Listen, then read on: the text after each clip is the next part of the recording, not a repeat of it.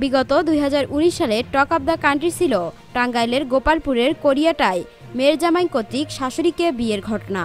সেই ঘটনার রেশ কাটতে না কাটতেই এবার টাঙ্গাইলের সখীপুর উপজেলার কালিদাস পানাউল্লাপাড়া গ্রামে শরীফুল ইসলাম নামে যুবক নিজের স্ত্রী সন্তান থাকতেও স্কুল শিক্ষিকা চাচি রহিমা আক্তার রুমার সঙ্গে জড়ান পরকীয়ায়। দীর্ঘদিনের পরকীয়ার পর দুই চাচাতো ভাইসহ সাবেক চাচিকে ভাগিয়ে বিয়ে করলেন তিনি। শরীফুল ইসলাম উপজেলার বহুরিয়া ইউনিয়নের আওয়ামী লীগের সাধারণ সম্পাদক। বিষয়টি স্থানীয় রাজনৈতিক মহল, এলাকাবাসী ও চায়ের দোকানে এখন গল্পে স্বল্পের খোরাক হয়ে দাঁড়িয়েছে। স্থানীয় সূত্রে জানা যায়, ১৯৯৮ সালে উপজেলার কালিদাস পানাউল্লাপাড়া গ্রামের রাইস উদ্দিনের ছেলে ইমান আলীর সঙ্গে নলুয়া মোল্লাপাড়া গ্রামের আমির মোল্লার মেয়ে রহিমা আক্তার রুমার বিয়ে হয়। বিয়ের কয়েক বছর পরই ভাসুর হাজি আবদুল্লাহ সবুর মুন্সির ছেলে আওয়ামী লীগ নেতা শরীফুল ইসলামের সঙ্গে পরকীয়ায় জড়িয়ে পড়েন রহিমা।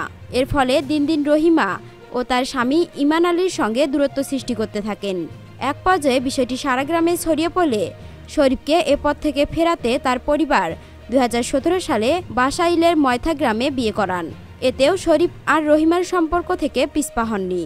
অবশেষে ২০১৯ সালে চাচিকে দিয়ে চাচাকে ডিভোর্স করান শরীফুল। দুই পরিবারের সমঝোতায় গেল সপ্তাহে বিয়ের মাধ্যমে ভাতিজা শরীফুল ইসলাম ও সাবেক চাচি রহিমা আক্তার রুমার দেড় যুগের পরকীয়ার অবসান ঘটান। সত্যতা প্রমাণে চাচি রহিমা ও তার ভাই আনোয়ার মোল্লার মুঠোফোনে যোগাযোগ করা হলে তারা উভয়ই বিয়ে হওয়ার সত্যতা স্বীকার করেন। এ ব্যাপারে সংশ্লিষ্ট ইউনিয়ন আওয়ামী লীগের সভাপতি রফিকুল ইসলাম বলেন, শরীফুল ও রহিমার পরিবারের সমঝোতার মাধ্যমে এ বিয়েটি সম্পন্ন করা হয়েছে।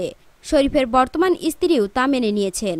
বহুরিয়া ইউনিয়ন পরিষদের চেয়ারম্যান গোলাম কিবরিয়া সেলিম বলেন, নিজের স্ত্রী সন্তান থাকার পরও সমাজের নেতৃত্বদানকারী ব্যক্তি হয়ে শরীফুল ইসলামের এরকম কাজ করাটা ঠিক হয়নি।